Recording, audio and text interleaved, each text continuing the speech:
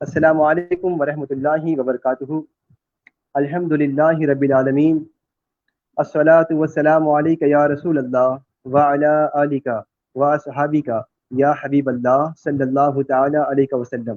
میرے پیارے آقا صلی اللہ تعالی علیہ وسلم کے پیارے دیوانوں، آج ہم اس وقت لائیو آئے ہیں گودھرا کی ایک مشہور شخصیت کے ساتھ، جناب علامہ سعید اشرفی صاحب کے ساتھ ہم لائیو آئے ہیں۔ ماشاء اللہ حضرت لائیو آ چکے ہیں۔ السلام علیکم حضرت۔ وعلیکم السلام ورحمۃ اللہ وبرکاتہ۔ جزاک اللہ خیر حضرت، آپ نے وقت دیا، میں بہت آپ کا شکر گزار ہوں کہ آپ نے اپنا وقت دیا اور آپ نے لائیو سیشن کے لیے آپ نے ہمارے ساتھ جڑ گئے ہیں ماشاء اللہ۔ تو حضرت اس وقت آپ سے میری گزارش ہے کہ آپ ذرا زکوٰۃ کیوں ضروری ہے، آپ اس پر روشنی ڈالیے۔ جی، الحمدللہ رب العالمین والعاقبۃ للمتقین، الصلاۃ والسلام علی سید الانبیاء والمرسلین وعلی آلہ واصحابہ الطیبین والطاہرین، اما بعد۔ الحمدللہ بفضلہ تبارک و تعالی بڑے اچھے موقع آپ نے یہ سوال کیا ہے۔ رب تبارک و تعالی نے قرآن عظیم میں کم و بیش متعدد مقامات پر، بلکہ یوں کہیے کہ 32 مقامات پر زکوٰۃ کے تعلق سے اللہ نے اپنے بندوں کو حکم دیا ہے۔ زکوٰۃ فرائض اسلام میں سے ایک فرض ہے اور ارکان اسلام میں سے ایک رکن ہے، مگر اس کی خصوصیت ایک یہ ہے کہ رب تبارک و تعالیٰ نے جہاں جہاں نماز کا حکم دیا، بالکل اسی کے سے لگ کے زکوٰۃ کا حکم دیا۔ مثال کے طور پر اقیموا الصلاۃ وآتوا الزکوٰۃ واطیعوا الرسول لعلکم ترحمون، اور نماز قائم کرو اور زکوٰۃ ادا کرو اور دینی و دنیاوی امور میں اس کے پیارے حبیب صلی اللہ تعالی علیہ وآلہ وسلم کی اطاعت کرو۔ اب اس کا فائدہ بیان فرمایا کہ اس کا فائدہ کیا ہے، تو رب تبارک و تعالیٰ نے فرمایا اس لیے لعلکم ترحمون، تاکہ تم پر رحم کیا جائے۔ اب زکوٰۃ عربی زبان کا ایک لفظ ہے اور زکوٰۃ کے مختلف معنی ہیں۔ زکوٰۃ کا معنی پاکیزگی، زکوٰۃ کا معنی بڑھنا، زکوٰۃ کا معنی نشو و نما پانا، زکوٰۃ کا معنی فروغ حاصل کرنا، وغیرہ وغیرہ۔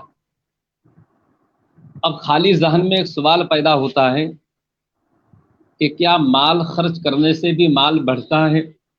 تو آئیے میں آپ کو اس کی چند مثالیں دوں۔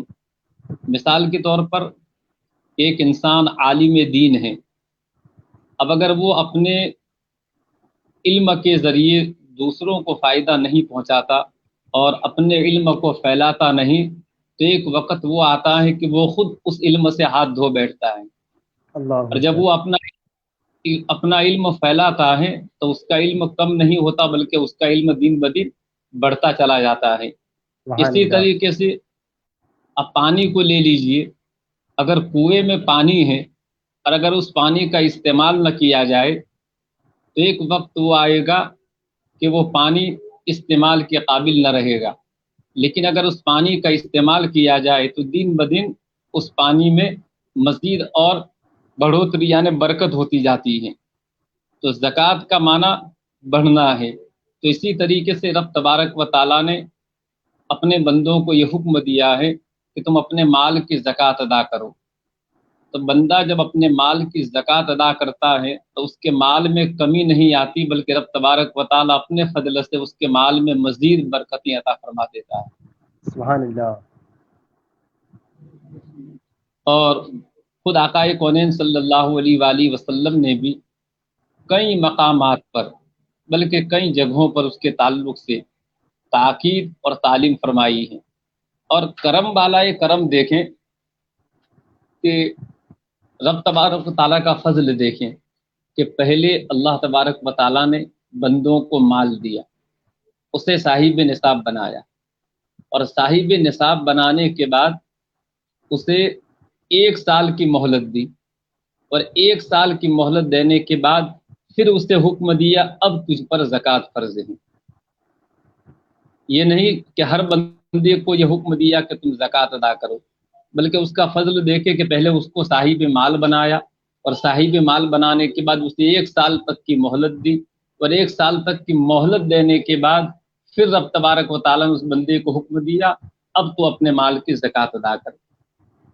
اور پھر جب وہ اپنے مال کی زکوٰۃ ادا کرتا ہے تو کرم بالائے کرم یہ ہے کہ اس سے اس کے مال میں کمی نہیں آتی، بلکہ اس کے مال میں مزید برکتیں بڑھتی چلی جاتی ہے۔ قرآن عظیم میں بے شمار مثالیں ہیں، من جاء بالحسنہ فلہ عشر امثالھا، جو ایک نیکی لے کے آتا ہے اللہ تعالیٰ اس کو 10 کا بدلہ عطا فرما دیتا ہے۔ سبحان اللہ، سبحان اللہ۔ آقائے کونین صلی اللہ تعالی علیہ وسلم بیت اللہ شریف میں بیٹھے تھے، ایک شخص آیا اور آنے کے بعد اس نے عرض کیا کہ فدا کبھی امی یا رسول اللہ صلی اللہ تعالی علیہ وآلہ وسلم، یہ قافلہ جو جا رہا تھا سمندر کے ذریعے، اس کا مال ہلاک ہو گیا، یعنی اچانک دریا طوفان میں آیا اور اس کا مال سارے کا سارا غرق ہو گیا۔ جیسے ہی آنے والے نے یہ بات عرض کی تو سرکار نے فرمایا کہ جس مال کی زکوٰۃ ادا کی جاتی ہے وہ مال کبھی ہلاک ہو ہی نہیں سکتا۔ یعنی بندہ جب اپنے مال کی زکوٰۃ ادا کرتا ہے تو گویا رب تبارک و تعالیٰ اس کے مال کی حفاظت فرماتا ہے۔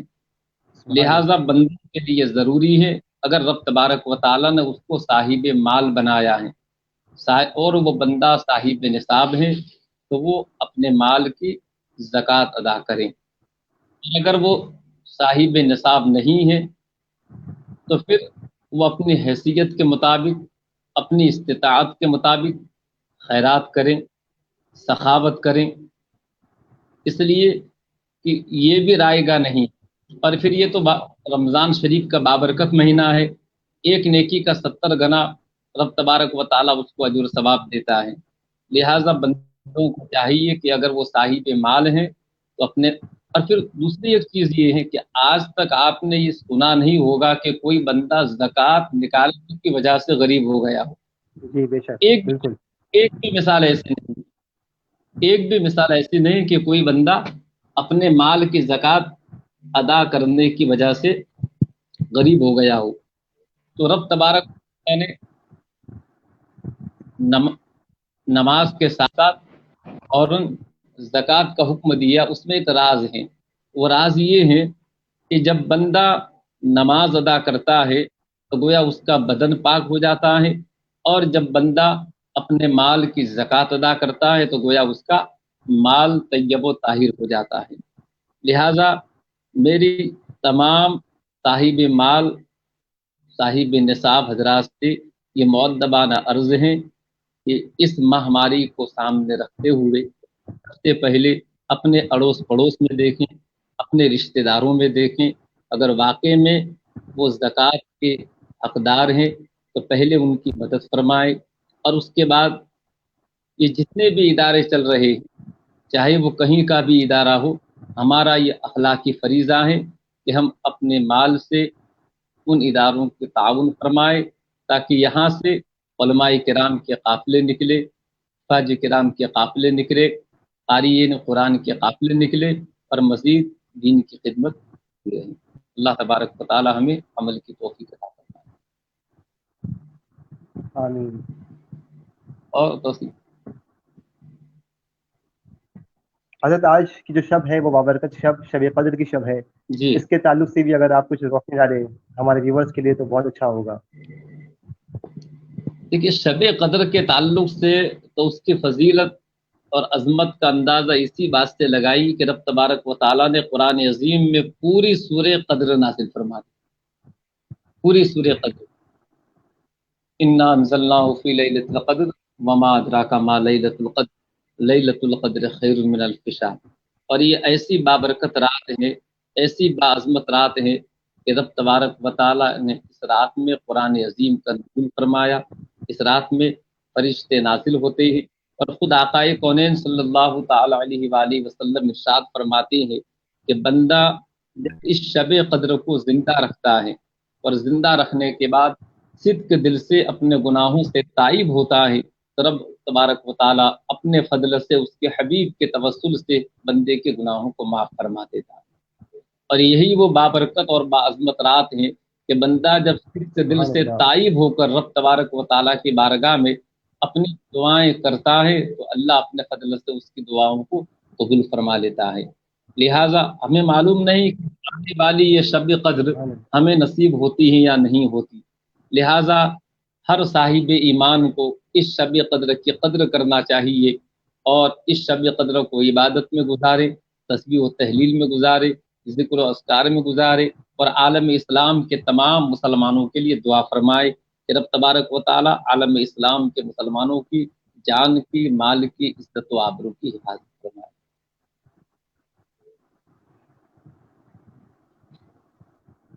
بے شک، ماشاء اللہ، جزاک اللہ خیر حضرت، آپ نے ہم کو وقت دیا، اور میں امید کرتا ہوں کہ ہمارے جو ویورز ہیں، جو اس وقت ناظرین جو دیکھ رہے ہیں ہمیں، آپ کی گفتگو سے ضرور استفادہ حاصل کریں گے، مجھے امید ہے انشاءاللہ۔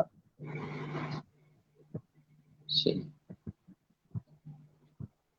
ٹھیک ہے حضرت، پھر انشاءاللہ ابھی مصروف ہیں، میں انشاءاللہ۔ آپ کا زیادہ وقت میں نہیں لوں گا انشاءاللہ، آپ کو زیادہ وقت میں نہیں دوں گا۔ السلام اگر آپ سے علیکم۔ گزارش ہے کہ آپ سب کے لیے دعاؤں کی، آپ لوگ ابھی مجھے میسج کر رہے ہیں کہ حضرت سے کہیے کہ سب کے لیے دعائیں کریں، آپ سے گزارش ہے کہ آپ سب کے لیے دعائیں کریں حضرت۔ اللهم صل على سيدنا مولانا محمد وعلى ال سيدنا مولانا محمد معدن الجود والكرم. اللهم ربنا ظلمنا انفسنا وان لم تغفر لنا وترحمنا لنكونن من الخاسرين. اللهم رب آمین، اغفر وارحم وانت خير الراحمين. اللهم انك عفو كريم تحب العفو فاعف عني. اللهم افتح علينا حكمتك وانشر علينا رحمتك يا ذا الجلال والاكرام. اللهم آمین، ثبتنا على الاسلام. اللهم آمین، ثبتنا على الايمان. اللهم آمین، ثبتنا على الإيمان. اللهم ثبتنا على الإيمان. اللهم أمتنا على الإيمان. اللهم آمین، اغفر لنا قبل الموت. اللهم آمین، اغفر لنا بعد الموت. اللهم آمین، اجعلنا من الذاكرين. اللهم آمین، اجعلنا من الذاكرين. آمین، اللهم اجعلنا من الساجدين. اللهم آمین، اجعلنا من الشاكرين. اللهم آمین، اجعلنا من الصابرين.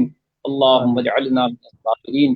کریمہ کار آمین، سازا بندہ ملکہ بادشاہ اپنے فضل کرم سے تیرے حبیب کے توسل سے اس بابرکت رات کے توسل سے مولا ہم سب کے گناہوں کو معاف فرما، ہم سب کی آمین، خطاؤں کو معاف فرما مولا۔ اس آمین، کی آج کی اس بابرکت رات میں تیری بارگاہ میں ہم دستب دعا ہے، میرے مولا عالم اسلام کے مسلمانوں کی حفاظت فرما، ان کی جان کی آمین، حفاظت فرما، ان کی مال کی حفاظت فرما، ان کی عزت و آمین، آبرو کی حفاظت فرما مولا، انہیں آمین، داریں برکتیں عطا فرما مولا، آمین، انہیں دارین کی سعادتیں عطا فرما مولا، انہیں دارین کی عزتیں عطا فرما مولا، تو آمین، مسبب الاسباب ہے مولا، غیب سے ذریعہ روزی پیدا فرما مولا، آمین، غیب سے ذریعہ روزی پیدا فرما عبار الہ ایمان پر استقامت عطا فرما، مسلک اعلی حضرت پر، مسلک اہل سنت والجماعت پر ثابت قدمی عطا فرما، اور اسی پر آمین، خاتمہ خیر نصیب فرما۔ ان اللہ آمین، وملائکته یصلون علی النبی یا ایھا الذین آمنوا صلوا علیہ وسلموا تسلیما۔